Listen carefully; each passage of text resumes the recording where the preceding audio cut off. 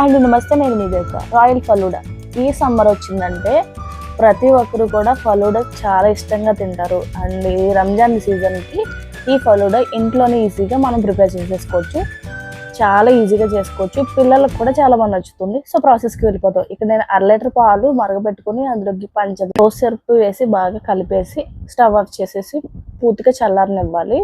ఫ్రీజర్లో పెట్టుకోండి 1 గంట సేపు. తర్వాత ఇన్స్టెంట్ జెల్లీ మిక్స్ దొరుకుతుందండి. అది హాట్ వాటర్లో వేసి ఒక ప్లేట్లో వేసుకుంటే ఒక 10 మినిట్స్గా చల్లారిపోద్ది. కాసేపు ఫ్రీజర్లో పెట్టి తర్వాత కట్ చేసుకుంటే పీసెస్ కింద అవుతాయి. తర్వాత ఒక గ్లాస్లోకి ఫస్ట్ రోజు సిరప్ వేసుకొని, తర్వాత బాయిల్ చేసిన సేమియా, మన ఇంట్లో సేమియాలు యూస్ చేశాను నేను, అవి కొంచెం వేసుకొని, తర్వాత ఈ జెల్లీ మిక్స్ వేసి సబ్జా సీడ్స్ వేసి, తర్వాత ఆ రోజ్ మిల్క్ అందులో యాడ్ చేసేసి మళ్ళీ సేమియా, సబ్జా, జెల్లీ మిక్స్ వేసి దానిపైన మీకు ఇష్టమైన మంచి ఐస్ క్రీము తీసుకోండి. ఇక్కడ నేను డ్రై ఫ్రూట్స్ ఐస్ క్రీమ్ తీసుకున్నాను, నా ఫేవరెట్ ఇది.